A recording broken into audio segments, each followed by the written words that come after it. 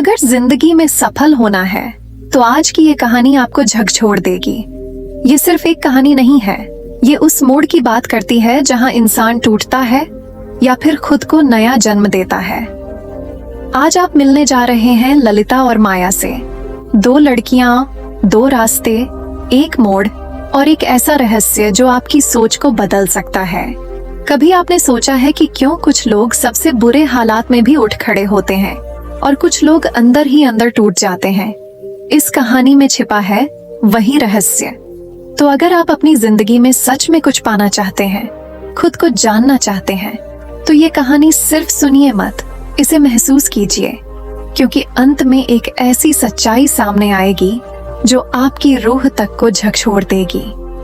जिस दिन तुमने यह बात जान ली कि सफलता बाहर की दुनिया में नहीं, अपने भीतर की दुनिया में छिपी है, उसी दिन से तुम जीवन के असली अर्थ को समझने लगोगे। श्री कृष्ण कहते हैं कि मनुष्य अपने कर्मों से बंधता है और अपने ही कर्मों से मुक्त होता है, लेकिन यह समझ तब आती है जब मन शांत होता है, बुद्धि स्थिर होती है और आत्मा जागरूक होती है। सफलता का अर्थ केवल धन, यश और प्रसिद्धि नहीं होता। सफलता का सबसे बड़ा रूप आत्मविजय है। जो व्यक्ति स्वयं को जीत लेता है, वह संसार को भी जीत सकता है। भगवत गीता में श्री कृष्ण अर्जुन से कहते हैं, उद्धृत आत्मनात्मानम, अर्थात मनुष्य को चाहिए कि वह अपने ही प्रयासों से अपनी आत्मा को ऊपर उठाए। जब अर्जुन युद्ध के मैदान में खड़ा होकर अपने सगे संबंधियों को देखकर मोहवश अपने कर्तव्य से पीछे हटने लगता है, तब श्री कृष्ण उसे याद दिलाते हैं कि तेरा धर्म है कर्म करना, फल की चिंता करना तेरा धर्म नहीं है। यही वह पहला और सबसे बड़ा मंत्र है जीवन की सफलता का। कर्म कर, फल की चिंता मत कर। जब तुम निस्वार्थ होकर कर्म करते हो, जब तुम्हारा उद्देश्य केवल ईश्वर की सेवा बन जाता है, तब तुम्हारी आत्मा शुद्ध होती है और यही शुद्ध आत्मा तुम्हें सच्ची सफलता की ओर ले जाती है। लोग अक्सर सफलता को मात्र परिणामों में मापते हैं। कितनी बड़ी गाड़ी है, कितना बड़ा घर है, कितना पैसा कमाया है, कितनी शोहरत पाई है, लेकिन श्री कृष्ण कहते हैं कि ये सब अस्थाई है, आज है कल नहीं। पर जो आत्मिक सफलता है, जो भीतर की स्थिरता है, वह कभी नष्ट नहीं होती। यह तब आती है जब मनुष्य अपने जीवन का उद्देश्य पहचानता है। जो व्यक्ति यह जान लेता है कि उसका जन्म केवल भोग के लिए नहीं हुआ, बल्कि योग के लिए हुआ है, सेवा के लिए हुआ है और आत्मा की उन्नति के लिए हुआ है, वही सच्चा सफल होता है। सफलता का दूसरा गूढ़ रहस्य है स्वधर्म। हर व्यक्ति के जीवन में उसका एक स्वाभाविक धर्म होता है जो ईश्वर ने उसे जन्म के साथ दिया है। कोई शिक्षक बनकर संसार को ज्ञान देने आया है, कोई किसान बनकर अन्न उपजाने आया है, कोई कलाकार बनकर सौंदर्य रचने आया है, तो कोई सन्यासी बनकर सत्य की खोज में आया है। लेकिन समस्या तब आती है जब मनुष्य अपने स्वधर्म को छोड़कर किसी और के मार्ग पर चलना चाहता है। श्री कृष्ण कहते हैं, श्रेयान स्वधर्मो विगुणः परधर्मात् स्वनुष्ठितात्, अर्थात भले ही अपने धर्म में दोष हो, फिर भी वह दूसरे के धर्म से श्रेष्ठ है। जब तुम अपने भीतर झांकोगे तब तुम्हें पता चलेगा कि तुम्हारी आत्मा क्या चाहती है, और जब तुम उस मार्ग पर चल पड़ोगे तो दुनिया की कोई ताकत तुम्हें रोक नहीं पाएगी। अर्जुन की तरह हम सभी के जीवन में एक कुरुक्षेत्र है, जहां हर रोज मोह और विवेक की लड़ाई चलती है। हर रोज मन पूछता है, ये रास्ता आसान है, चलो उसी पर चलते हैं। लेकिन आत्मा कहती है, नहीं, जो कठिन है वही तुम्हारा धर्म है। अर्जुन भागना चाहता था, लेकिन श्री कृष्ण ने उसे रुकने का कारण दिया। उन्होंने उसे उसकी क्षत्रिय आत्मा का स्मरण कराया। तुम्हें भी रुकने का कारण चाहिए, और वह कारण तब मिलेगा जब तुम अपने जीवन के उद्देश्य को पहचानोगे।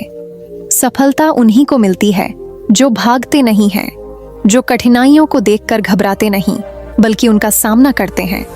श्री कृष्ण यह नहीं कहते कि जीवन सरल होगा। वे कहते हैं, यह संसार एक महासागर है जिसमें दुख की लहरें उठती रहेंगी, लेकिन जो व्यक्ति इस महासागर को पार करना सीख लेता है, वह मोक्ष को प्राप्त करता है। सफलता केवल परीक्षा पास करने या नौकरी पाने का नाम नहीं है, वह एक जीवन की दिशा है। जब तुम सुबह उठते हो और तुम्हारे पास एक ऐसा कारण होता है जो तुम्हें प्रेरित करता है, तब तुम सफल हो। जब रात को सोते समय तुम्हें अपने दिन पर गर्व होता है, तब तुम सफल हो। जब तुम्हारी मेहनत दूसरों के जीवन में रोशनी लाती है, तब तुम सच्चे अर्थों में सफल हो। कई बार हम अपने प्रयासों के बावजूद असफल हो जाते हैं। तब हमें लगता है कि शायद भाग्य हमारे पक्ष में नहीं है, लेकिन श्री कृष्ण कहते हैं, कर्मण्येवाधिकारस्ते, तुम्हारा अधिकार केवल कर्म पर है, फल पर नहीं।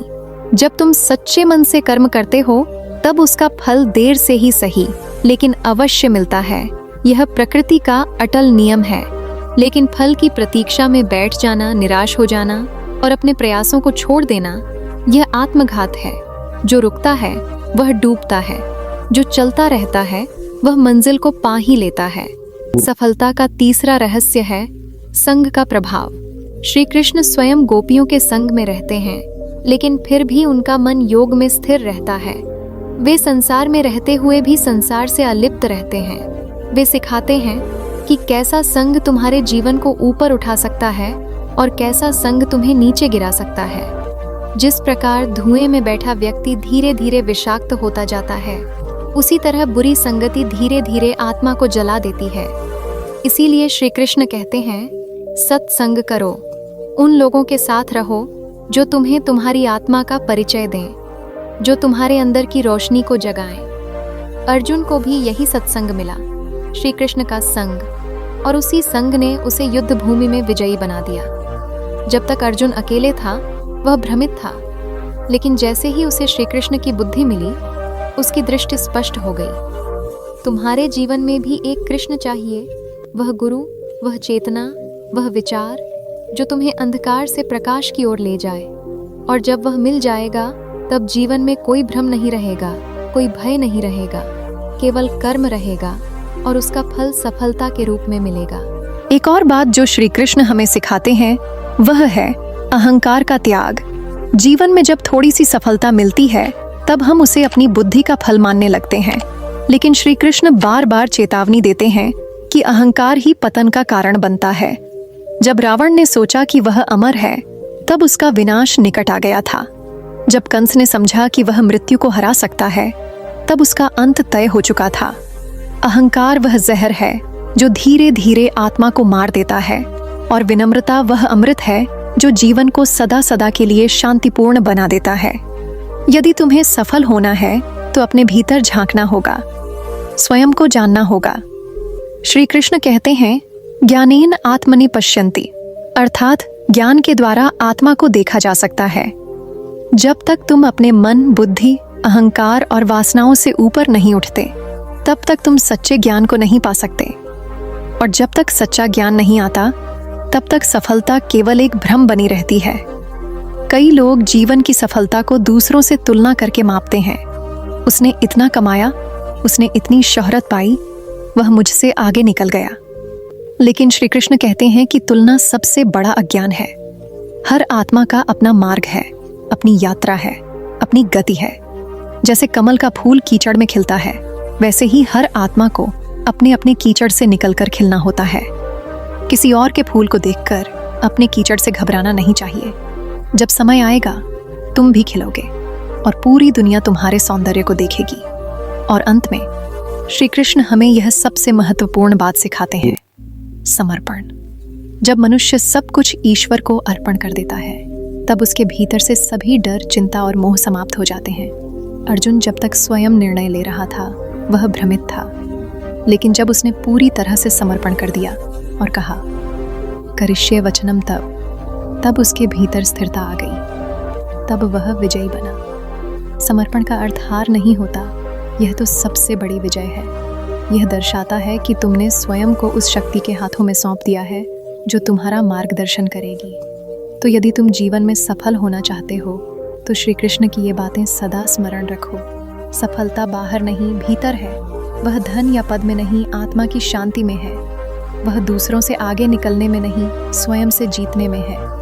वह तब आती है जब तुम अपने जीवन का उद्देश्य पहचानते हो, जब तुम अपने स्वधर्म का पालन करते हो, जब तुम अपने कर्म को ईश्वर की पूजा समझकर करते हो और जब तुम पूरी विनम्रता और श्रद्धा से जीवन को स्वीकार करते हो। जिस दिन तुमने यह जान लिया कि तुम्हारा सबसे बड़ा शत्रु तुम्हारा असंयमित मन है और सबसे बड़ा मित्र तुम्हारा स्थिर आत्मा है, उसी दिन से सफलता तुम्हारे चरणों में होगी। याद रखो, अर्जुन कोई साधारण योद्धा नहीं था, लेकिन जब तक उसका मन भ्रमित था, वह कमजोर था।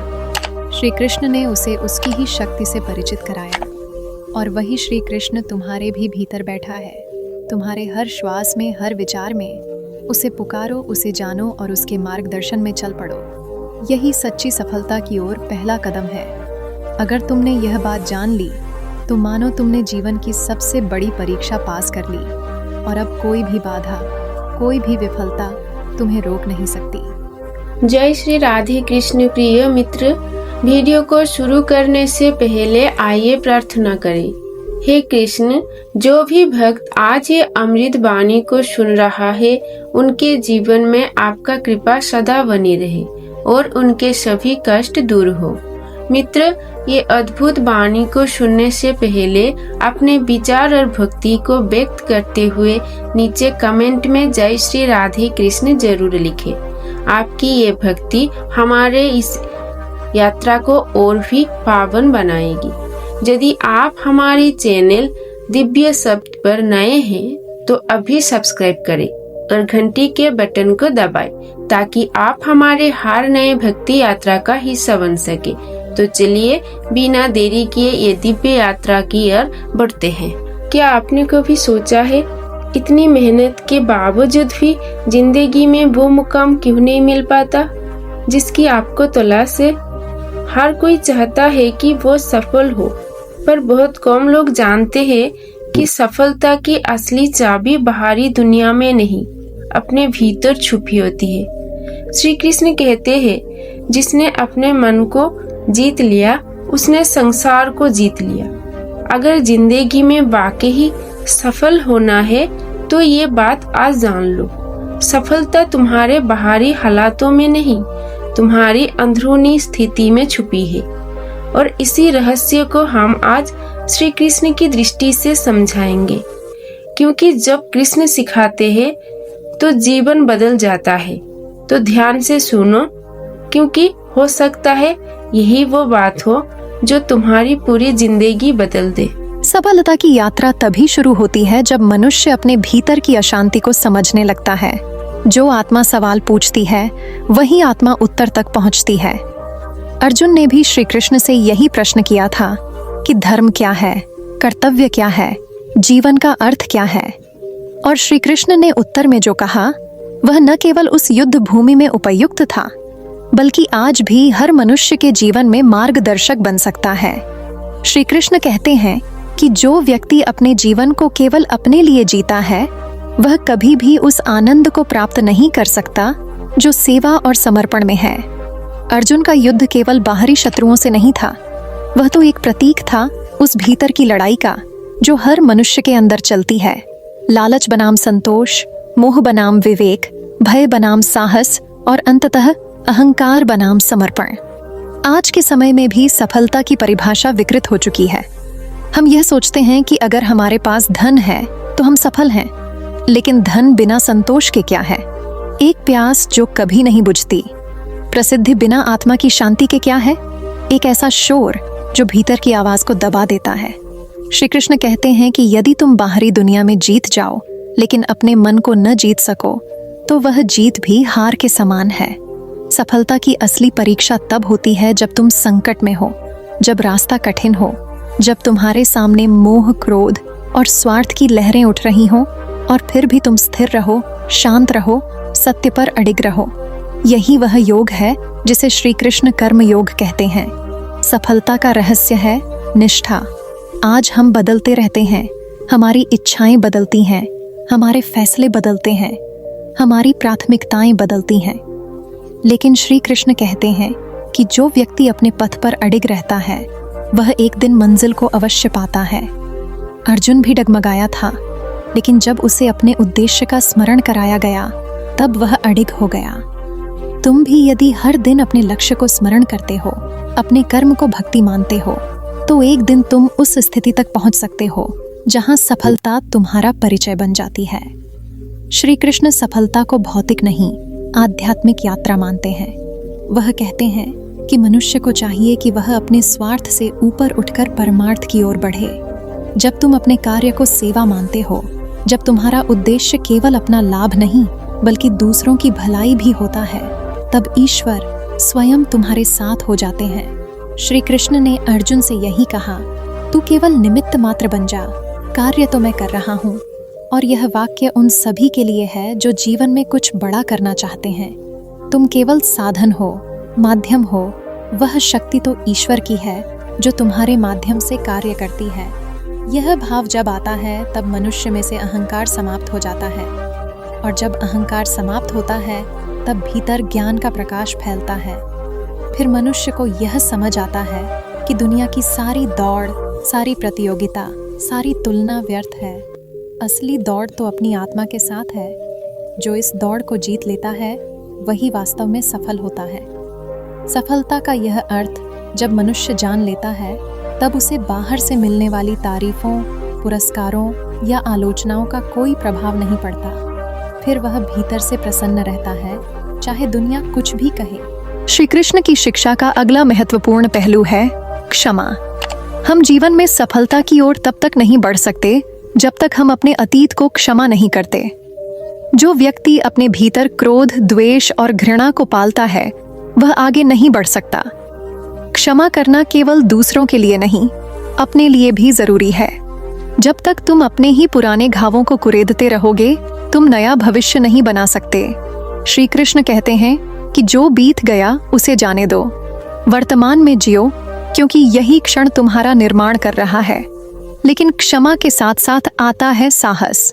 श्री कृष्ण अर्जुन को कहते हैं, उठो, अपने कर्तव्य के लिए खड़े हो जाओ। सफलता केवल उन लोगों को मिलती है जो गिरने के बाद उठते हैं, जो हार के बाद फिर प्रयास करते हैं। यह साहस ही तो है जो मनुष्य को साधारण से असाधारण बनाता है। दुनिया के सारे महान पुरुष किसी न किसी मोड़ पर असफल हुए थे, लेकिन उन्होंने हार नहीं मानी। वे उठे और फिर से चल पड़े। यही कर्मयोग है, प्रयास करते रहना, बिना थके, बिना रुके, बिना किसी गारंटी के। एक अन्य गहरी बात जो श्री कृष्ण हमें सिखाते हैं वह है मन का नियंत्रण। मनुष्य का सबसे बड़ा मित्र उसका मन है और सबसे बड़ा शत्रु भी वही है।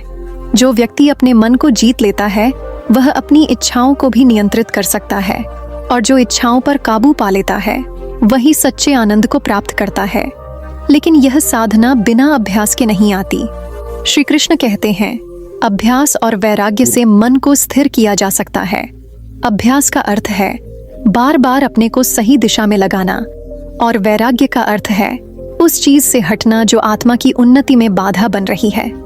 आज के समय में सबसे बड़ी समस्या यही है, हमारा मन कभी शांत नहीं रहता। हर क्षण कोई न कोई चिंता, कोई लालच, कोई भय, कोई उत्तेजना हमें बेचैन किए रहती है। लेकिन श्री कृष्ण की गीता कहती है, योगस्थः कुरु कर्माणि, अर्थात योग में स्थित होकर कर्म करो। जब तुम भीतर से शांत होते हो तब तुम्हारे कर्म में एक अलग दिव्यता आती है। फिर तुम जो भी करते हो वह केवल एक कार्य नहीं, वह एक साधना बन जाता है। और जब कर्म साधना बनता है तब जीवन पूजा बन जाता है। तब तुम भोजन भी भक्ति से करते हो, काम भी सेवा मानकर करते हो, और रिश्तों में भी प्रेम और क्षमा का भाव रखकर जीते हो। यही वह अवस्था है जहां सफलता का कोई अलग से पीछा नहीं करना पड़ता। सफलता स्वयं तुम्हारे चरणों में आती है। यह वह अवस्था है जो श्री कृष्ण ने अर्जुन को दिलाई थी, जहां कर्म युद्ध था लेकिन मन शांत था, जहां शरीर अस्त्र शस्त्र से लैस था लेकिन आत्मा भक्ति और विनम्रता से भरी थी। जीवन में सफलता केवल गंतव्य नहीं है, वह एक यात्रा है। हर दिन अपने कर्म को ईश्वर के चरणों में अर्पित करने की यात्रा, हर दिन अपने भीतर की कमजोरी से लड़ने की यात्रा, हर दिन यह संकल्प लेने की यात्रा कि मैं आज और अच्छा बनूंगा। श्री कृष्ण यही सिखाते हैं कि जब तुम अपने हर कार्य को पूजा मानकर करोगे तब तुम्हारा जीवन सफल हो जाएगा। तब तुम्हें किसी प्रमाण पत्र की जरूरत नहीं होगी, क्योंकि तुम्हारी आत्मा ही तुम्हें प्रमाणित करेगी। सफलता तब और गहराई से अनुभव होती है जब तुम उसे दूसरों के साथ साझा करते हो। श्री कृष्ण स्वयं सर्वशक्तिमान हैं, लेकिन वे अपना ज्ञान अर्जुन को दे रहे हैं, अपने सामर्थ्य से पांडवों की रक्षा कर रहे हैं और अपने प्रेम से गोपियों के जीवन को आनंदमय बना रहे हैं। वे हमें सिखाते हैं कि जो सफलता केवल तुम्हारे लिए हो वह अपूर्ण है। असली सफलता वह है जो किसी और के जीवन में भी रोशनी फैलाए, जो तुम्हें बड़ा नहीं बनाती बल्कि तुम्हारे माध्यम से किसी और को ऊपर उठाती है। श्री कृष्ण का जीवन स्वयं एक जीवंत उदाहरण है कि कैसे कोई व्यक्ति सफलता और सेवा को एक साथ जी सकता है। वे न तो राजगद्दी चाहते हैं, न ही सम्मान, न ही दिखावा।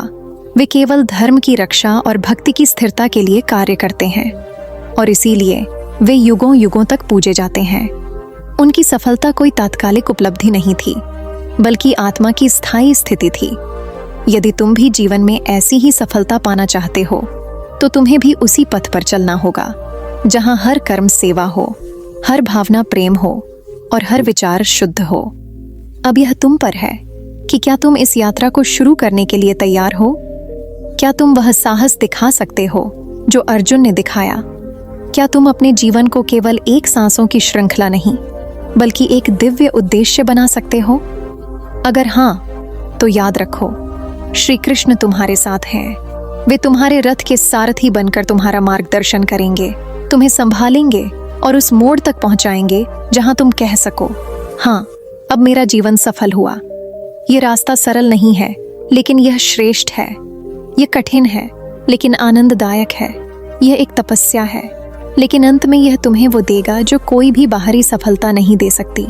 आत्मा की पूर्णता, जीवन की तृप्ति और ईश्वर का साक्षात्कार। तुम्हारे भीतर जो दीपक है उसे जलने दो, उस प्रकाश को अपने जीवन का केंद्र बनने दो, और जब वह दीपक पूर्ण रूप से जल उठेगा तब तुम जान जाओगे, हाँ, अब मैं सफल हुआ हूँ, क्योंकि अब मैं स्वयं को जान चुका हूँ।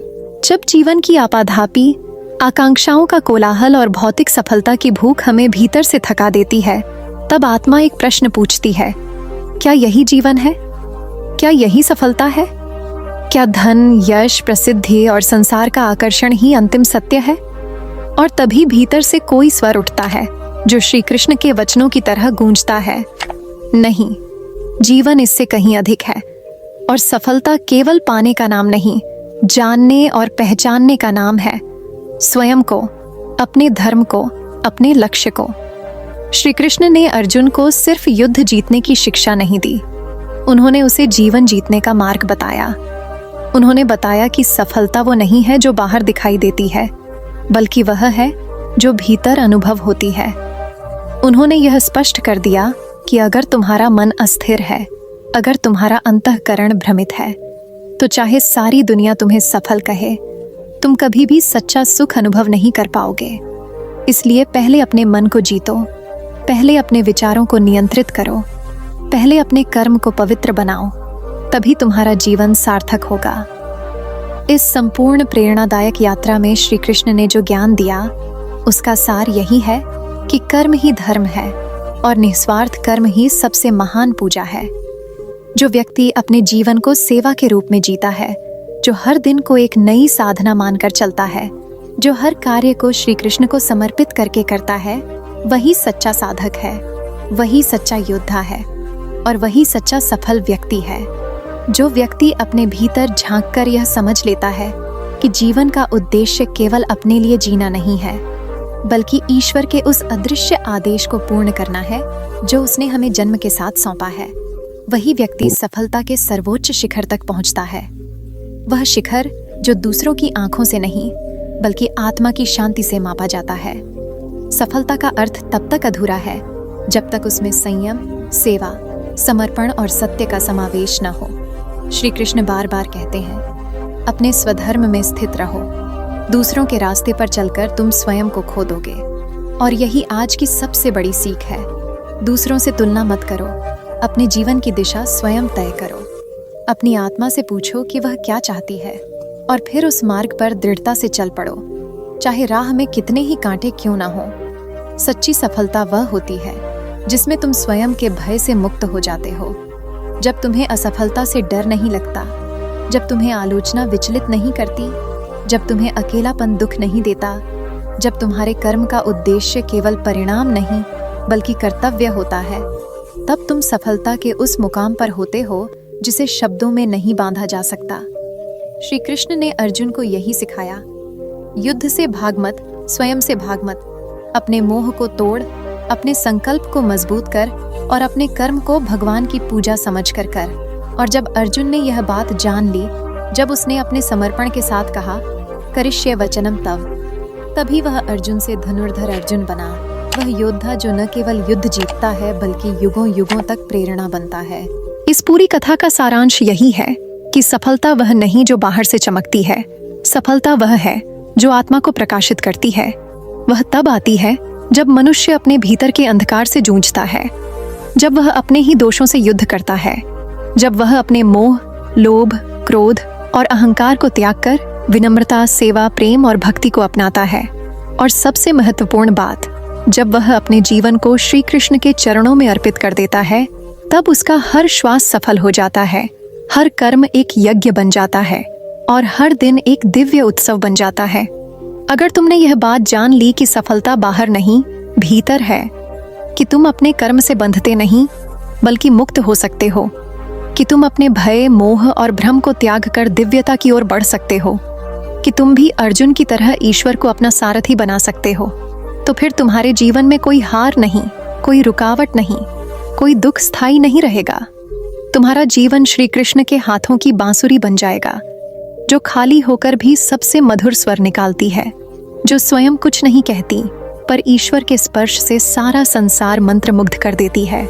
यही सफलता है, जब तुम स्वयं नहीं बोलते लेकिन तुम्हारे कर्म श्री कृष्ण का गीत गाने लगते हैं, जब तुम स्वयं पीछे रहते हो और ईश्वर तुम्हारे माध्यम से कार्य करते हैं। जिस दिन यह बात तुम्हारे हृदय में उतर गई, उस दिन से तुम्हारा जीवन सफल है, तुम्हारी यात्रा पूर्ण है और तुम्हारी आत्मा श्री कृष्ण की गोद में विश्राम पा चुकी है। यही अंतिम लक्ष्य है, यही पूर्णता है, यही सफलता है और यही जीवन का परम सत्य। एक गांव था, शांत, हरियाली से भरपूर। दूर दूर तक फैले खेतों में सरसों की पीली चादरें बिछी थीं और बीचों बीच बहती थी एक छोटी सी नदी, चंद्रावती।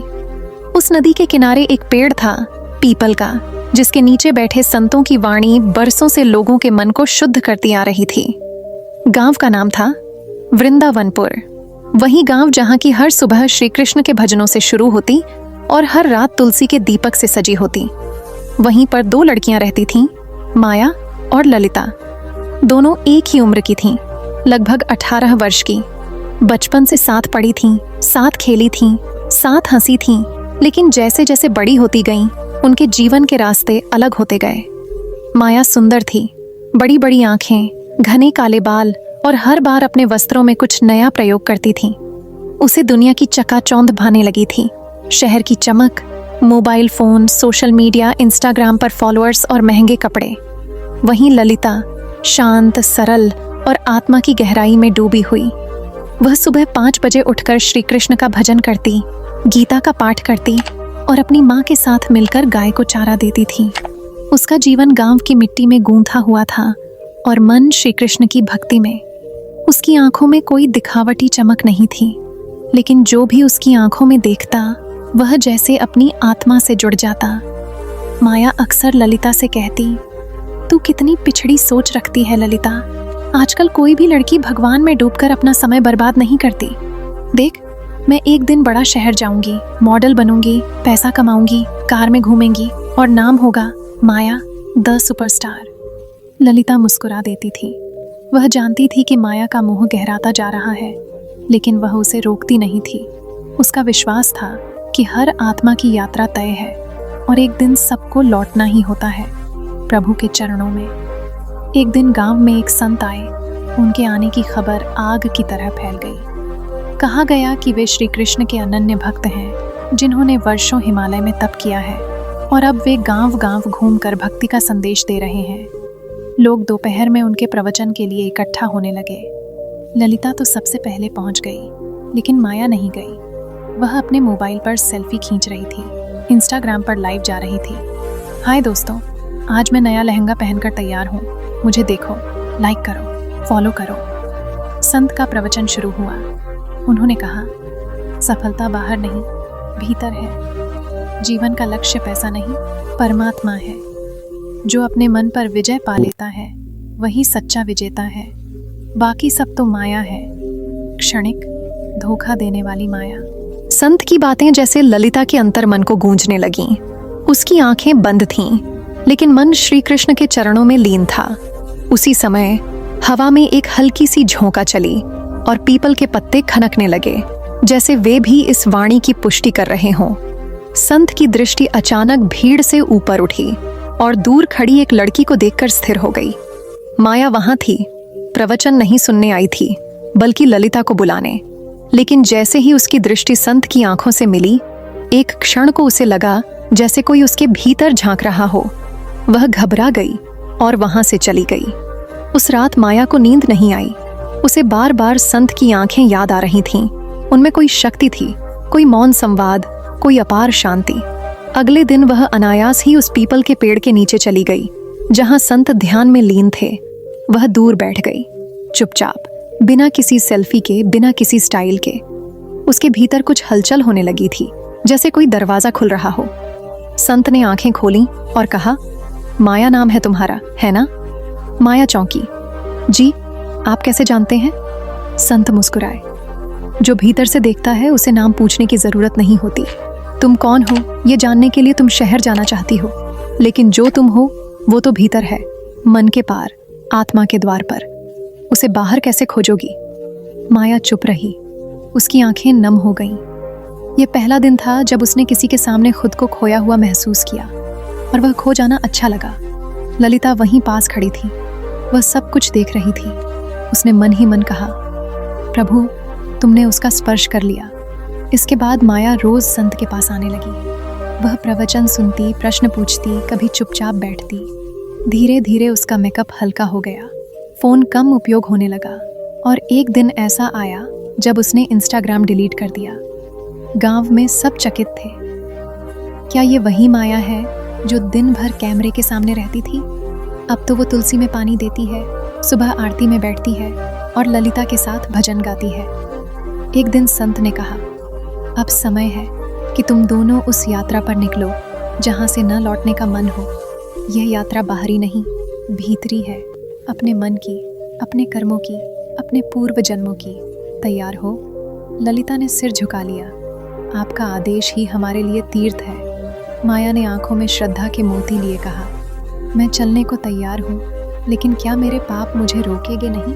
संत ने कहा, जब तक तुम अपने पापों से भागती हो वे पीछा करते हैं, लेकिन जिस दिन तुम उनके सामने नतमस्तक हो जाओगी, वे भीग कर तुम्हारे चरण धो देंगे। उस दिन एक नई यात्रा शुरू हुई, माया और ललिता की यात्रा। एक मोह से, एक श्रद्धा से, लेकिन अब दोनों समान पथ पर, श्री कृष्ण की ओर। ललिता की भक्ति दिनों दिन गहराती जा रही थी। उसका मन अब संसार की कोई भी चीज आकर्षित नहीं कर पा रही थी। वह प्रातःकाल सूर्योदय से पहले उठती, स्नान करके तुलसी के पौधे को जल देती और श्री कृष्ण के सामने बैठकर आंखें बंद कर झप करने लगती। उसकी आंखों से अश्रुधारा बहती, जैसे किसी पुराने बिछड़े रिश्ते को याद कर रही हो। वह कृष्ण को केवल एक भगवान नहीं, अपना आत्मीय समझती थी, जैसे वह उसके हृदय के भीतर ही वास कर रहे हों। वहीं दूसरी ओर माया की जिंदगी एक अलग मोड़ पर थी। वह अब एक बड़े कॉरपोरेट ऑफिस में जॉब करने लगी थी। दिन भर की भागदौड़, मीटिंग्स और सोशल मीडिया की दुनिया में उसका मन पूरी तरह रमा हुआ था। बाहर से सब कुछ परफेक्ट लग रहा था, अच्छी नौकरी, सुंदर कपड़े, स्मार्टफोन, कार, स्टेटस, बट भीतर एक अजीब सी बेचैनी पनप रही थी, जैसे कुछ छूट रहा हो, कोई आवाज पुकार रही हो, पर वह सुनने से डर रही हो। एक दिन ललिता मंदिर से लौट रही थी जब रास्ते में माया से टकरा गई। माया कुछ परेशान लग रही थी, चेहरे पर मुस्कान थी पर आंखों में सूनापन। अरे माया, तुम यहाँ? ललिता ने मुस्कुराते हुए पूछा। हाँ, बस जरा यूं ही, कुछ अच्छा नहीं लग रहा था तो अकेले घूमने निकल पड़ी, माया ने जवाब दिया। ललिता ने उसका हाथ पकड़ा और कहा, चलो मेरे साथ, एक जगह है जहां चलकर तुम्हारा मन शांत हो जाएगा।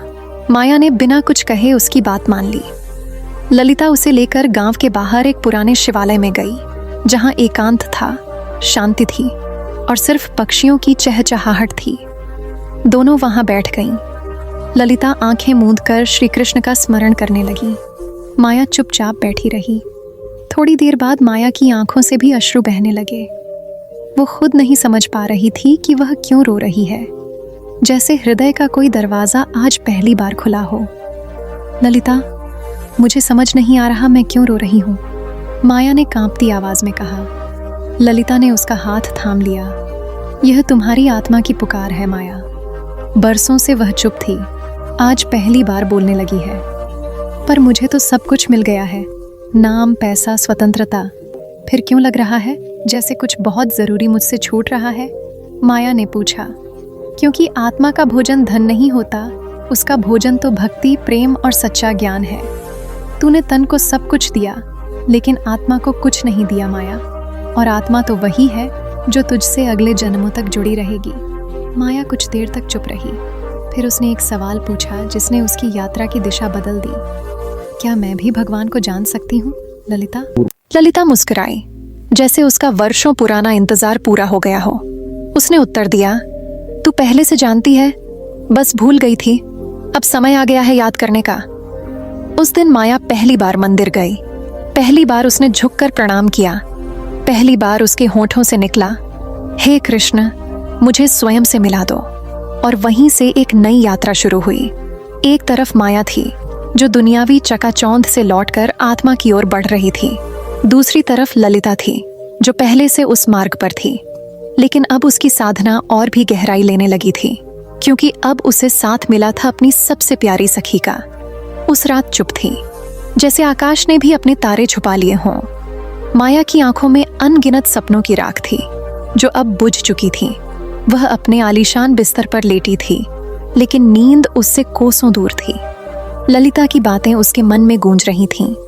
जो सफलता आत्मा को खो दे वह शाप है, और जो असफलता आत्मा को लौटा दे वह वरदान है। माया ने पहली बार जीवन में अपने भीतर की आवाज को सुना, और यह आवाज किसी बाहरी दीवार से टकराकर नहीं लौट रही थी। उसका अंतर्मन कांप रहा था, जैसे कोई पुरानी, बहुत पुरानी नींव अब दरकने लगी हो। उसने मोबाइल उठाया, सोशल मीडिया खोला, अपने चेहरे पर लगे मुस्कान के मुखौटे देखे, लोगों की तारीफें, फॉलोअर्स की संख्या, प्रमोशन की घोषणाएं, लेकिन सब कुछ उसे अब खोखला लगने लगा। कहीं दूर एक मंदिर की घंटियां बज रही थीं। न जाने क्यों माया का मन उस ध्वनि की ओर खींचता चला गया। वह उठी, दरवाजा खोला और नंगे पांव उस ध्वनि की ओर चलने लगी, जैसे कोई अदृश्य शक्ति उसे पुकार रही हो। वह मंदिर पहुंच गई, सुनसान, शांत और सौम्य। वहां एक वृद्ध पुजारी दीप जला रहे थे। माया चुपचाप वहीं बैठ गई। उसकी आंखें भर आईं, पर वह रो नहीं रही थी। वह भीतर से टूटी हुई थी, लेकिन पहली बार वह टूटन उसे पवित्र लगी। पुजारी ने देखा और धीमे स्वर में कहा, बेटी, इतनी रात को यहाँ? माया ने सिर झुका लिया और कहा, पता नहीं बाबा, आज पहली बार लगा कि मैं खुद को खो चुकी हूँ। मैं सब कुछ बन गई, लेकिन जो थी वह कहीं पीछे छूट गई।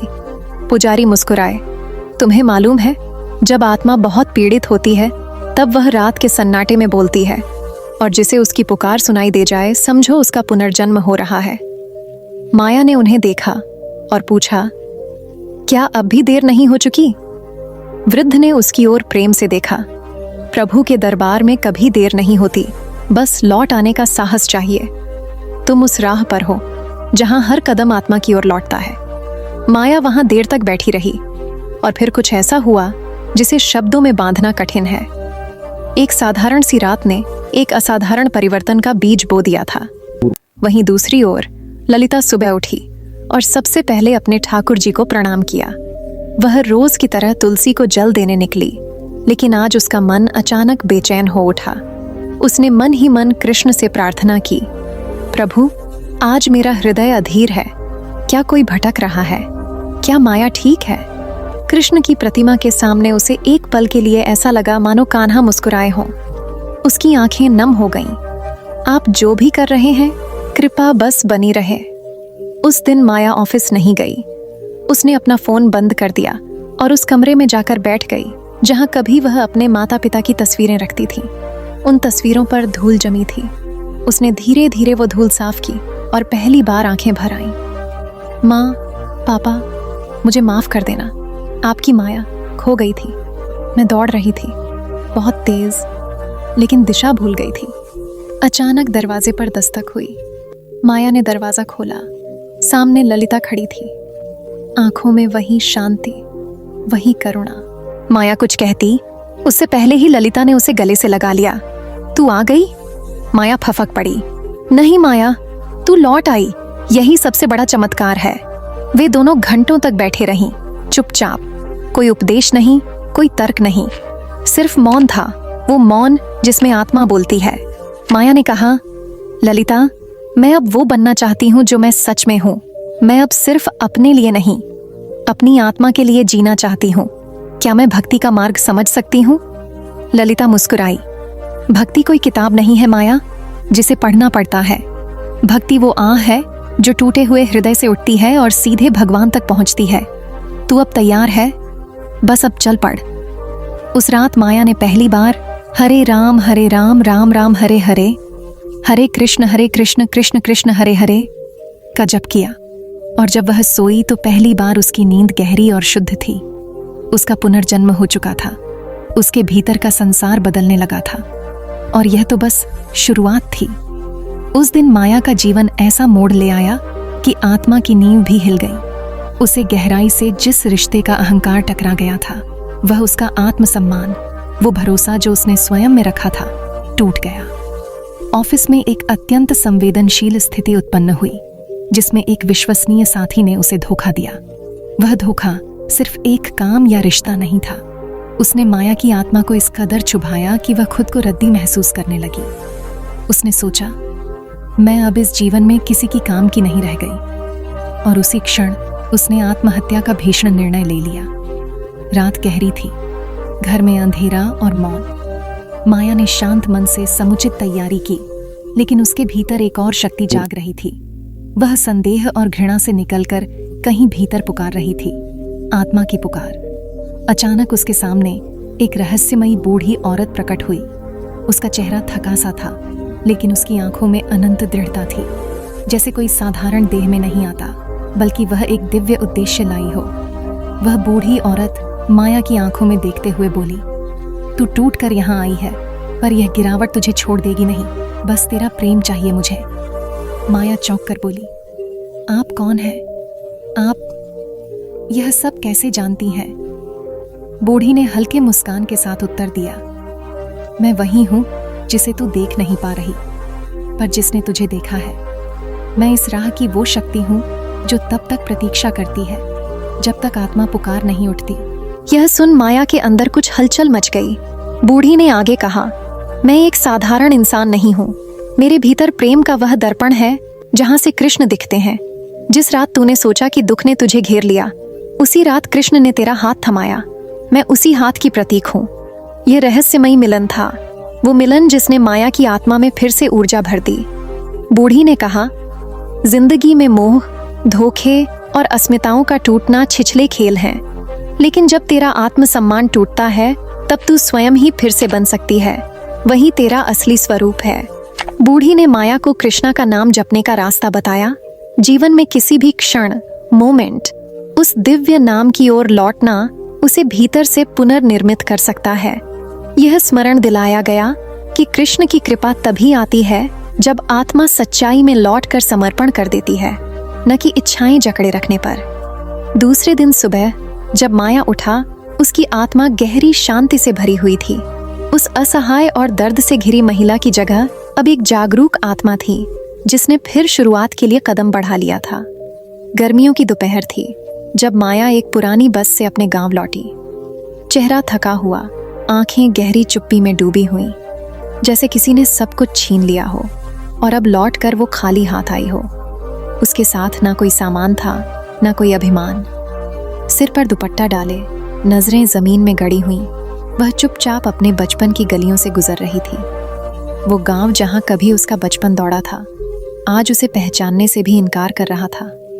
रास्ते में कई चेहरे दिखाई दिए, कुछ हैरान, कुछ तिरस्कार से भरे और कुछ खुसुर पुसुर करने वाले। अरे, माया लौट आई। कहते हैं शहर में कुछ गड़बड़ हो गई है। इतने सालों बाद लौटने की वजह कुछ तो होगी। इन तानों में सिर्फ जिज्ञासा नहीं, एक अजीब सी निर्दयता भी थी, जैसे लोग एक टूटी हुई आत्मा को देखने के लिए उत्सुक हों, न कि समझने के लिए। लेकिन माया सब सुन रही थी, सब सह रही थी, क्योंकि अब उसके भीतर लड़ने का साहस बचा नहीं था। गांव के बाहर एक आम का पेड़ था, जहां बचपन में माया और ललिता झूला झूलती थीं। वहीं ललिता आज तुलसी की माला लेकर बैठी जप कर रही थी। जब उसने माया को देखा, उसके हाथ खुद ही रुक गए। उसका चेहरा एक क्षण को जैसे चमक उठा, लेकिन फिर उसने माया की आंखों में देखा और सब समझ गई। ललिता चुपचाप उठी, माया की ओर बढ़ी और बिना एक शब्द कहे उसे गले से लगा लिया। माया उस आलिंगन में टूट गई। वह जोर से रोई, जैसे वर्षों का बोझ एक ही बार में बह निकला हो। ललिता ने कुछ नहीं पूछा, ना कोई आरोप लगाया, बस सिर सहलाती रही, जैसे श्री कृष्ण अपने किसी खोए हुए जीव को संभाल रहे हों। माया के लिए यह आलिंगन किसी जीवन दान से कम नहीं था। एक ऐसी दुनिया में जहां सबने उसे गिरा हुआ समझ लिया था, वहीं एक आत्मा थी जो उसे उसकी वास्तविकता से जोड़ रही थी, ललिता। पर माया का लौटना जितना सहज ललिता के लिए था, उतना गांव के लोगों के लिए नहीं। अगले ही दिन गांव में बातें होने लगीं। माया का अतीत सबकी जुबान पर था, लेकिन किसी ने उसका वर्तमान देखने की कोशिश नहीं की। ललिता, तू उस माया को अपने घर क्यों रख रही है? जिसे शहर वालों ने नकार दिया, तू उसे क्यों सम्मान दे रही है? कल को लोग तेरे चरित्र पर भी सवाल उठाएंगे। ललिता सब सुनती रही। वह जानती थी कि यह समाज बाहरी दिखावे को ही सच मानता है और किसी के भीतर का युद्ध कोई नहीं देखता। पर वह डरी नहीं। हर सुबह वह तुलसी को जल देती, श्री कृष्ण के सामने दीपक जलाती और माया को अपने साथ बैठाकर श्रीमद् भगवद गीता का एक एक श्लोक समझाती। माया शुरू में शून्य में डूबी रहती, लेकिन धीरे धीरे उसका चेहरा बदलने लगा। जब वह श्री कृष्ण का नाम जपती तो उसकी आंखों में थोड़ी रोशनी झलकती। पर जितनी माया बदल रही थी, उतना ही समाज कठोर होता जा रहा था। एक दिन ललिता की मां ने कहा, बेटी, मैं तेरी भक्ति को समझती हूं, पर यह समाज नहीं समझेगा। तू खुद को बर्बाद कर रही है, तू विवाह की उम्र पार कर रही है और लोग तुझ पर सवाल उठाते हैं कि तू चरित्रहीन हो गई है, जो उस माया को घर लाई है। ललिता ने विनम्रता से उत्तर दिया, मां, अगर किसी का साथ देना चरित्रहीनता है, तो फिर भगवान ने द्रौपदी का चीर क्यों बढ़ाया? जब श्री कृष्ण हर भटके हुए को स्वीकार करते हैं, तो मैं कैसे माया को छोड़ दूं? यह तो मेरी सखी है, मेरी आत्मा का हिस्सा। वह नहीं गिरी थी माँ, वह गिराई गई थी। अगर हम उसे नहीं थामेंगे तो कौन थामेगा? यह कहकर ललिता ने माँ की आंखों में देखा और पहली बार माँ खामोश रह गई। शायद वो भी कहीं भीतर समझ गई थी कि यह बच्ची अब साधारण नहीं रही। दिन बीतते गए। माया अब पहले से अधिक संयमी हो गई थी। वह प्रातःकाल उठकर स्नान करती, ललिता के साथ जप करती और फिर पूरे गांव में जरूरतमंदों की सेवा करती। वह वृद्धों को खाना खिलाती, बीमारों की देखभाल करती और अपने अतीत की हर गलती को सेवा से धोने की कोशिश करती। यह माया अब वह नहीं रही जो शहर छोड़ आई थी। यह माया श्री कृष्ण के रंग में रंगी थी। पर ललिता की परीक्षा अभी पूरी नहीं हुई थी। गांव के सरपंच ने बुलाकर चेतावनी दी, ललिता, अगर तू माया को यूं ही अपने साथ रखेगी तो तेरे परिवार की मान प्रतिष्ठा समाप्त हो जाएगी। गांव की लड़कियां तुझसे सीख लेंगी कि बिना शादी के भी जीवन जिया जा सकता है। तू हमारे नियमों को तोड़ रही है। ललिता ने शांत स्वर में उत्तर दिया, मैं कोई नियम नहीं तोड़ रही, बल्कि उन नियमों को निभा रही हूँ जो धर्म ने सिखाए हैं। अगर एक स्त्री को सम्मान देना अपराध है तो हाँ, मैं अपराधिनी हूँ। यह उत्तर गांव भर में फैल गया। कुछ लोगों ने ललिता को महान कहा, कुछ ने पागल, लेकिन ललिता ने किसी की परवाह नहीं की। उसका लक्ष्य स्पष्ट था, माया को फिर से जीवन देना, समाज को प्रेम की शिक्षा देना और अपनी भक्ति को विकट से विकट परीक्षा में भी अडिग रखना। माया ने एक दिन ललिता से कहा, तेरे बिना मैं फिर टूट जाती। तूने मुझे खुद से मिलवाया, कृष्ण से मिलवाया। तू मेरी सखी नहीं, मेरी गुरु बन गई है। ललिता ने मुस्कुराकर कहा, सखी वही होती है जो तूफान में साथ छोड़े नहीं, और गुरु वही होता है जो सिर्फ मार्ग दिखाए। अब तू चलना सीख चुकी है माया, एक दिन तू खुद लोगों की गुरु बनेगी। उसी शाम माया ने पहली बार पूरे गांव के सामने श्री कृष्ण के एक श्लोक पर प्रवचन दिया। लोग हैरान रह गए। जिस स्त्री को वे तिरस्कृत करते थे, वह आज उन्हें ज्ञान दे रही थी, और वह ज्ञान क्रोध या घृणा से नहीं, प्रेम और क्षमा से भरा था। जब व्यक्ति अपने जीवन की यात्रा में आत्मविजय की ओर अग्रसर होता है, तब उसका सबसे बड़ा युद्ध बाहर नहीं, भीतर होता है। श्री कृष्ण कहते हैं कि अर्जुन का महाभारत केवल शस्त्रों और रणभूमि तक सीमित नहीं था। उसका असली युद्ध तो अपने भीतर के मोह, संकोच, भ्रम और भय से था। वही युद्ध हर व्यक्ति के भीतर चलता है, जब वह संसार की चकाचौंध से हटकर आत्मा की ओर देखने लगता है। माया जब पहली बार अपने ही विचारों के साथ एकांत में बैठी, तो उसने अनुभव किया कि अब तक वह जीवन को केवल बाहरी खिड़की से देखती रही थी। उसे लगता था कि सुंदरता, सफलता और शक्ति ही जीवन की परिभाषा है। लेकिन ललिता की भक्ति, उसकी शांति और उसकी सच्ची मुस्कान ने माया को आंतरिक यात्रा की ओर खींच लिया था। परंतु यह यात्रा सरल नहीं थी। माया जब ललिता के साथ एक आश्रम में प्रवचन सुनने गई, तो वहां एक साधु ने कहा, जब मनुष्य अपने भीतर उतरता है तो सबसे पहले उसे स्वयं से ही भय होता है, क्योंकि भीतर बहुत कुछ ऐसा छुपा होता है जिसे हम जानबूझकर अनदेखा करते हैं। अपने दोष, अपनी इच्छाएं, अपनी असफलताएं, अपनी पराजयों की पीड़ा। माया को यह वाक्य भीतर तक चीर गया। उसने पहली बार महसूस किया कि आत्मविजय का अर्थ केवल ध्यान करना नहीं, बल्कि स्वयं के सबसे कठिन प्रश्नों का सामना करना है। ललिता ने धीरे से माया का हाथ पकड़ा और कहा, तू इस राह पर चल पाई, इसका मतलब है कि तेरे भीतर ईश्वर की पुकार जाग चुकी है। तुझे अब केवल एक कार्य करना है, शरण में जाना। जो भीतर उठे उस भय को देखकर भागना नहीं, श्री कृष्ण को पुकारना। रात को माया अकेली अपने कमरे में बैठी रही। न उसने फोन उठाया, न ही कोई किताब। वह आंखें बंद करके केवल अपने हृदय की गहराई में उतरती गई। उसके भीतर से आवाज आई, क्यों भाग रही है माया? क्यों इतना कुछ हासिल करके भी तू अधूरी है? वह कांप उठी। वर्षों के भीतर दबे हुए उसके अपराध बोध, ईर्ष्या, लालच और पछतावे एक एक करके सामने आने लगे, जैसे कोई कुरुक्षेत्र उसके भीतर सजीव हो उठा हो। लेकिन उसी क्षण उसने एक नाम लिया, कृष्ण। श्री कृष्ण का नाम लेते ही उसकी धड़कनों में एक विचित्र शांति उतरने लगी। वह रोने लगी, फिर मुस्कुराई।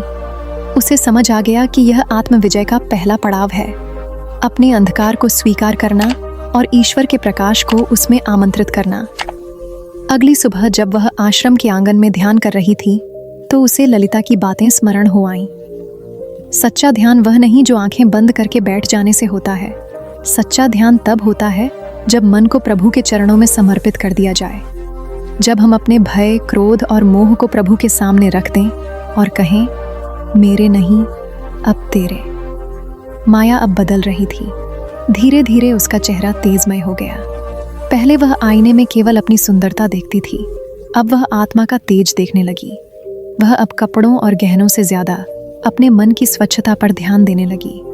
उसने महसूस किया कि जो चमक आत्मा में है वह किसी साज श्रृंगार से नहीं आती।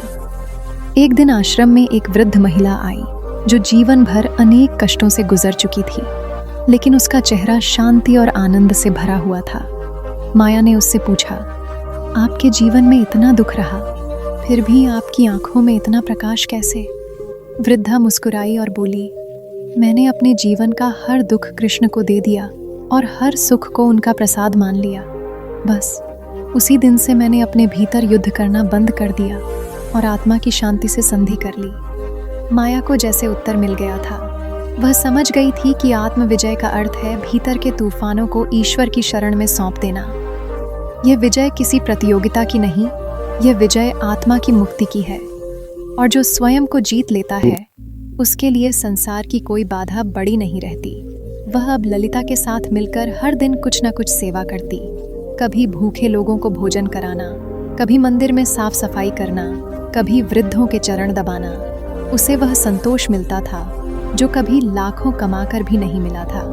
अब माया को यह समझ आ गया था कि श्री कृष्ण केवल द्वारका में नहीं रहते, वे तो हर उस दिल में रहते हैं जो पवित्र है, जो निर्मल है, जो शरणागत है।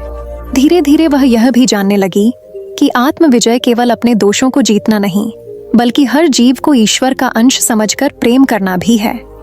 उसने एक दिन किसी को कहते सुना, जब तक तुम दूसरों में दोष देखते रहोगे, तब तक तुम अपने भीतर के ईश्वर को नहीं देख पाओगे।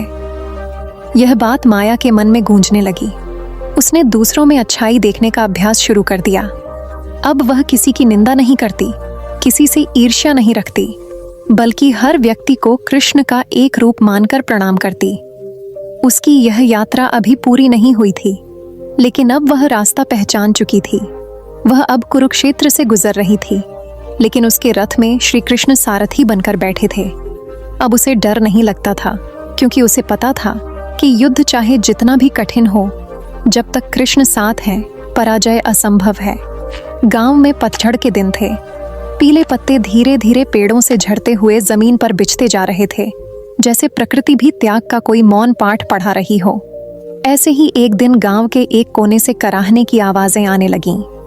एक बीमार वृद्धा जो कई वर्षों से अकेली रह रही थी, असहाय स्थिति में पड़ी थी। उसके कोई अपने नहीं थे। लोग उसे देखकर निकल जाते थे, कुछ दया की दो बातें कहकर लौट जाते, लेकिन उसकी देखभाल करने वाला कोई नहीं था। ललिता जब तक यह जान पाती, वह वृद्धा 3 दिन से भूखी थी। उसके घाव सड़ने लगे थे और उसका शरीर दुर्बलता से कांप रहा था। वह बिना समय गंवाए उसके घर पहुंची। दरवाजा टूटी हुई चौखट से किसी तरह जुड़ा था। भीतर घुप्प अंधेरा, गंदगी, दुर्गंध और चारों ओर अस्वस्थता का मंजर था। लेकिन ललिता की आंखों में करुणा थी। नाक सिकुड़ी नहीं, न ही पैर पीछे हटे। वह वृद्धा के पास गई, उसके सिर पर हाथ फेरा और बोली, माँ, अब आप अकेली नहीं हैं। उसने न केवल उसकी सफाई की, बल्कि खुद अपने हाथों से खाना बनाया, उसके घावों की मरहम पट्टी की और उसे साफ कपड़े पहनाए। माया यह सब दूर से देख रही थी। पहले उसे घिन आई, लेकिन फिर उसने ललिता के चेहरे पर जो सच्चा प्रेम और सेवा का भाव देखा, वह उसे भीतर तक छू गया। माया के भीतर एक द्वंद्व उठ खड़ा हुआ। वह जो शहर में कभी केवल सुंदरता और परफेक्शन की उपासक थी, अब एक नई कसौटी के सामने खड़ी थी। रात को माया ने ललिता से पूछा, तू यह सब कैसे कर पाती है? उस वृद्धा की हालत देखकर मैं तो डर गई। ललिता ने मुस्कुराकर जवाब दिया, जिसमें कृष्ण का अंश है, वह कभी घिनौना नहीं हो सकता। यह सेवा नहीं, यह तो मेरा सौभाग्य है कि किसी जीव में श्री कृष्ण की सेवा करने का अवसर मिला है। उस रात माया की नींद नहीं आई। उसके भीतर कुछ जाग उठा था, कुछ ऐसा जिसे वह वर्षों से दबाती आई थी। अगली सुबह जब वह वृद्धा के घर पहुंची, तो ललिता उसे पहले से वहां सेवा में लगा हुआ देखकर चकित रह गई। माया ने अपनी हथेलियों से वृद्धा का चेहरा साफ किया, कपड़े बदले और पहली बार बिना किसी वितृष्णा के किसी दूसरे के शरीर की दुर्गंध को सहजता से सह लिया। उसकी आंखों में कोई कठोरता नहीं थी, बल्कि एक शांत करुणा बह रही थी। यह वही माया थी जो कभी किसी की गलती से भी छू जाने पर कपड़े बदल देती थी। अब वही माया एक निर्बल शरीर को सहारा देकर बिस्तर पर बैठा रही थी। दिन बीतते गए। ललिता और माया की जोड़ी अब पूरे गांव में चर्चा का विषय बन गई थी। पहले लोग ताने मारते थे, अब उनकी आंखों में आदर झलकने लगा था। लोग अब अपने बीमार बुजुर्गों की सेवा के लिए इन दोनों से सहायता मांगने लगे। जहां लोग पहले माया को पतन का प्रतीक मानते थे, अब वही माया उनके लिए प्रेरणा बन गई थी। माया को एक दिन अपने भीतर एक अद्भुत अनुभव हुआ। वह सुबह ध्यान में बैठी थी, जब अचानक उसने ऐसा महसूस किया जैसे उसके चारों ओर एक दिव्य ऊर्जा बह रही हो। उसका शरीर हल्का हो गया, सांसें धीमी लेकिन स्थिर, और मन एकदम शांत। उसने अपने भीतर से एक मधुर गूंज सुनी, माया, तू वही है जो तू बनना चाहती है, ना कि जो तू बन चुकी थी। जब तूने सेवा को अपना धर्म बनाया, तभी से तूने मुझे पाया। यह स्वर उसे किसी और का नहीं, श्री कृष्ण का प्रतीत हुआ। वह क्षण ऐसा था जिसने माया के अस्तित्व को ही बदल दिया। अब वह सेवा केवल किसी मजबूरी या करुणा से नहीं कर रही थी, वह सेवा उसकी भक्ति बन चुकी थी। उसका हृदय श्री कृष्ण के प्रेम से परिपूर्ण हो गया था। उधर ललिता का त्याग दिन प्रतिदिन गहराता जा रहा था। वृद्धा अब बहुत अस्वस्थ हो चुकी थी, उसकी सांसें गिनती की बची थीं। एक रात वह ललिता के हाथ पकड़कर बोली, बेटी, तूने मुझे माँ का रूप दिया। आज मैं इस संसार से जा रही हूँ, लेकिन तुझे अपने आशीर्वाद में कृष्ण का नाम दे रही हूँ। मेरी आत्मा तुझे देख रही है और मैं जानती हूँ कि तू स्वयं एक दिव्य आत्मा है। वृद्धा ने ललिता के हाथों में दम तोड़ा। माया उस क्षण वहां खड़ी थी और उसने पहली बार मृत्यु को इतने शांत और पवित्र रूप में देखा। ललिता की आंखों से आंसू बह रहे थे, लेकिन उसमें कोई डर नहीं था, कोई अफसोस नहीं, सिर्फ एक मौन जिसमें त्याग और प्रेम की पूर्णता समाहित थी। उस दिन के बाद माया ने न केवल सेवा की, बल्कि अपने जीवन का उद्देश्य समझ लिया। अब वह केवल ललिता की अनुयायी नहीं रही, वह स्वयं एक प्रकाश बन गई थी। उसने गांव में एक सेवा केंद्र की स्थापना की, जहां वृद्धों, बच्चों और रोगियों की सेवा होती थी। ललिता ने इस कार्य में माया को पूर्ण रूप से आशीर्वाद दिया और पीछे रहकर मार्गदर्शन करने लगी। अब गांव की वही स्त्रियां जो कभी माया को देखकर मुंह फेर लेती थीं, वह अपनी बेटियों को माया के पास सीखने भेजने लगी। अब वह गिरी हुई लड़की नहीं रही थी, वह उदात्त सेवा की मूर्ति बन गई थी। एक दिन माया ने ललिता से कहा, तूने मुझे जीवन दिया, मैंने शहरों की ऊंची इमारतें देखी, पर जो ऊंचाई तूने मुझे दिखाई वह केवल तेरे त्याग और भक्ति से मिली है। ललिता ने मुस्कुराकर उत्तर दिया, मैंने कुछ नहीं किया माया, जो किया वह श्री कृष्ण ने किया। उन्होंने मुझे माध्यम बनाया और तुझे आत्मा की पहचान दी। अब तू स्वयं एक दिया बन गई है जो औरों को रोशनी देगी। गांव का माहौल अब बदल गया था। जहां कभी निंदा और द्वेष की आंधी थी, वहां अब भक्ति और सेवा की सुगंध बहने लगी थी। माया और ललिता अब केवल दो लड़कियां नहीं थीं, वे दो प्रवाह बन चुकी थीं, एक त्याग की, एक उत्थान की। दोनों का संगम अब एक दिव्य कथा बन चुका था। जब सुबह की पहली किरणें गांव के उस सेवा केंद्र की दीवारों पर पड़ती थीं, तो वहां की शांति ऐसी लगती थी जैसे समय भी वहीं थम गया हो। वह दिन था जब माया और ललिता की यात्रा अपने अंतिम दिव्य पड़ाव पर पहुंची, जहां केवल आत्मा का साक्षात्कार और मोक्ष का स्वर जागृत होने वाला था। ललिता, जो सदा सेवा में रमी रही, उसी सुबह अपने कुटीर से बाहर आई और एक क्षण ठहर गई। उसका चेहरा एक शांत किरण की तरह था, जिसमें न कोई मोह था, न कोई जिजीविषा, केवल प्रभु की पूर्ण प्राप्ति का प्रकाश था। अचानक उसकी दृष्टि उस क्षणों से भी परे चली गई, जैसे वह अक्सर वह साक्षात्कार कर रही हो जो शब्दों में नहीं बंधता। वहीं दूसरी ओर माया भी उसी समय ध्यान में बैठी थी। उसने उस वृद्धा की मृत्यु देखी थी, जिसने स्वयं को इस लोक की सीमाओं में बांट दिया था और अब मुक्ति को प्राप्त कर ली, जिसे ललिता ने सेवा से मोक्ष का द्वार दिखाया था। माया का दिल अरुणिमाय हो उठा। उसने अपने भीतर की शक्ति को पहचाना। वो प्रकाश जो उसने पहले बाहर ही तलाशा था, अब भीतर की अनुभूति बन चुका था। उसी क्षण गांव के पास के तालाब की अनंत गहराइयों से एक झांकी आभास छोड़ती थी। एक स्वर जिसमें कृष्ण का मधुर वचनों का स्वर मिला था। मेरी बेटी, जो तुम हो उसे पहचानो, जो तुम बनना चाहो वही तुम्हारी असली पहचान है। ललिता, अब उस दिव्य मंदिर की प्रतिमा है जो स्वयं मैंने गढ़ा है। एक त्याग की मूर्ति, एक त्याग की देवी, लेकिन उससे भी महत्वपूर्ण तुम्हारी भूमिका है। तुम वह प्रकाश हो जिससे यह मंदिर जगमगा उठा है। तुम्हारी यात्रा मेरी योजना का अनिवार्य हिस्सा थी। तुम्हारा मोक्ष इसी से परिवर्तित होकर पूर्ण हुआ है। माया का अंतर्मन कांप उठा, क्योंकि जिस कृष्ण को उसने कल्पना के आभास तक सीमित माना था, वही अब प्रत्यक्ष होकर प्राप्त हो गए थे। उनकी छवि सामने नहीं थी, लेकिन उनकी उपस्थिति पूरे वातावरण में व्याप्त थी। एक विभोर कर देने वाला अनुभव, जैसे आत्मा में चिरंतन संगीत बज उठा हो। यह सब क्या मैं ही चाह रही थी या आपका ही विधान था? माया ने प्रश्न किया, जैसे वह स्वयं भी आश्चर्यचकित हो। वह दिव्य मौन फिर गूंजा। जब तुमने अपनी सेवा भावना में सहज विश्वास कर बैठी, तब मैं ललिता के त्याग से प्रभावित हुआ, और उस त्याग की शक्ति से मैंने तुम्हें, जिसे मोह ने क्षत विक्षत किया था, उसे मोक्ष की ओर मार्गदर्शन करने का अवसर दिया। यह जीवन, मृत्यु, सफलता और मोक्ष सब उसी फिल्म की एक कहानी है, जिसका हर पात्र मेरा संकेत था और हर मोड़ मेरा विधान। माया को अब सब कुछ स्वीकृत और स्वीकार्य लगने लगा। उसने प्रण लिया, अब मैं केवल सेवा नहीं करूंगी, आत्मा की सेवा करूंगी। अब मेरी सफलता बाहरी मापदंडों में नहीं, अपनी आत्मा की शांति में होगी। अब मृत्यु नहीं, मोक्ष ही मेरा लक्ष्य होगा। यह स्वर उसके भीतर से उमड़ रहा था। उस दिन गांव के सारे सैकड़ों लोग सेवा केंद्र में पहुंचे, लेकिन वे केवल माया और ललिता को एक सामान्य स्त्री के रूप में नहीं देख रहे थे। वे देख रहे थे आत्मविजयी, त्यागमयी, मोक्षधर्मी स्त्री को, जो न मौत से डरी न मोह से दास बनी, अपितु श्री कृष्ण की योजना का सहज संपादक बन गई। वह क्षण इस जीवन का और परलोक का मिला जुला क्षण था, जहां मृत्यु का दुख नहीं, मोक्ष का आदान प्रदान था। यह वह सत्य था जिसके लिए ललिता ने अपना सब कुछ त्याग दिया, और वही सत्य था जिसने माया को उसकी आत्मा से जोड़ा।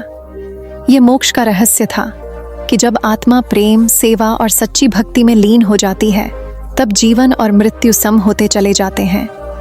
उस रात गांव पुनीत हो उठा। शांत चांदनी में दोनों आत्माएं, एक त्याग की मूर्ति, एक उत्थान की ज्योति, प्रभु की आराधना में एकाकार हो गईं। उस एकाकारता ने मोक्ष का संगीत पैदा कर दिया, जो न मृत्यु से डरता है न मोह से निर्भीक। वह केवल भक्ति, प्रेम और आत्मा की पूर्णता को गले लगाता है। और इस प्रकार माया और ललिता की महागाथा समाप्त नहीं होती थी। यह केवल एक चरण का समापन था, साक्षात्कार का आरंभ था। इस साक्षात्कार ने जीवन को कविता बना दिया, मृत्यु को पर्व, सफलता को यात्रा और मोक्ष को साथी। ऐसे ही मोक्ष के संगीत में तुम भी अपनी आत्मा को सुन सकते हो, क्योंकि सत्य वही है जो आत्मा को शुद्ध करे, भक्ति वही है जो आत्मा को मुक्त करे, और प्रेम वही है जो जन्मों जन्मों का कार्य सेवक हो। जिस यात्रा की शुरुआत हमने माया और ललिता के जीवन से की थी, वह केवल दो सहेलियों की भिन्न जीवन शैली की कहानी नहीं थी, बल्कि यह उस अनदेखे संघर्ष की कथा थी जो हर आत्मा अपने भीतर अनुभव करती है। एक ओर भौतिक आकर्षण का मोह और दूसरी ओर आध्यात्मिक शांति की पुकार। माया, जिसने सारा जीवन सफलता, शोहरत, पैसे और भोग विलास की तलाश में बिताया, अंततः खालीपन और भय से भर गई। वह सब कुछ पाकर भी भीतर से खोखली रह गई। वहीं दूसरी ओर ललिता, जिसने अपनी आत्मा को श्री कृष्ण के चरणों में समर्पित कर दिया, हर कष्ट को भी प्रभु की कृपा मानकर स्वीकार करती रही, और अंततः उसे वह परम सुख प्राप्त हुआ जिसे शब्दों में नहीं बांधा जा सकता। जीवन की सबसे बड़ी त्रासदी यही नहीं कि हम दुखी हैं, बल्कि यह कि हम यह नहीं समझ पाते कि हम क्यों दुखी हैं। माया ने जीवन भर यह समझने में समय गंवा दिया कि असली शांति बाहर नहीं, भीतर है। ललिता ने कभी इस भ्रम में समय नहीं गंवाया। उसने श्री कृष्ण के हर शब्द को जीवन में उतारा, हर अनुभव को साधना बनाया और हर चोट को ईश्वरीय संकेत माना। यही उसका मार्ग था, यही उसकी विजय थी। अंततः जब मृत्यु आई तो माया रोती रही, भयभीत रही। उसे लगा कि सब कुछ यहीं समाप्त हो गया। लेकिन जब ललिता मृत्यु के समीप पहुंची, उसके चेहरे पर मुस्कान थी, हृदय में भक्ति थी और होठों पर हरिनाम था। कहानी का सार यही है कि संसार की सबसे बड़ी सफलता आत्मा की विजय है, स्वयं पर विजय है। मोह, लोभ, काम, क्रोध और अहंकार पर विजय है। श्री कृष्ण ने गीता में यही कहा था कि जो अपने अंतःकरण को जीत लेता है वही सच्चा विजेता है। माया की कहानी हमें दिखाती है कि चाहे हम कितनी भी ऊंचाई पा लें, अगर हमने अपने भीतर की गहराइयों को नहीं जाना तो सब व्यर्थ है। वहीं ललिता की कहानी यह सिखाती है कि चाहे जीवन में कितनी भी कठिनाइयां क्यों न हो, अगर हृदय में श्री कृष्ण का नाम हो तो हर क्षण आनंदमय हो जाता है। सच्चा सुख न पद में है, न प्रतिष्ठा में, न पैसों की थैली में और न ही दूसरों के सम्मान में।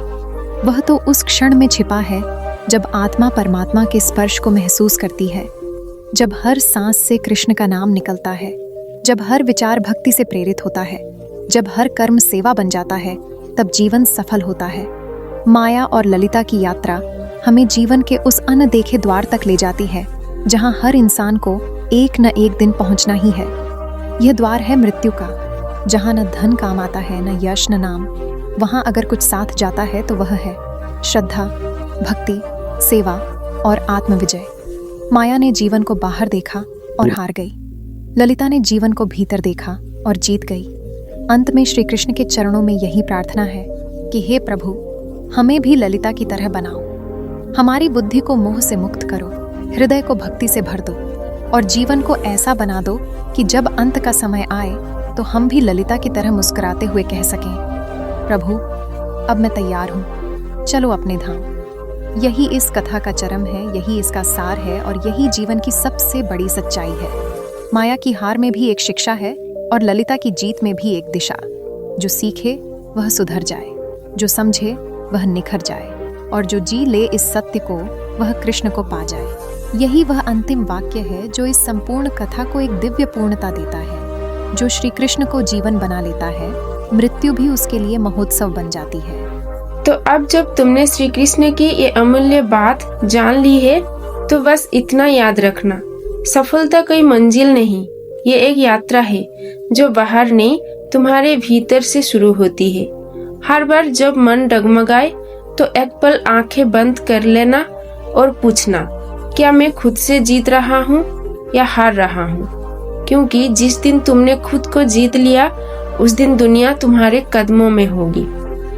श्री कृष्ण ने कभी अर्जुन को जीतने का तरीका नहीं सिखाया, बल्कि पहले उसे खुद को समझने का रास्ता दिखाया।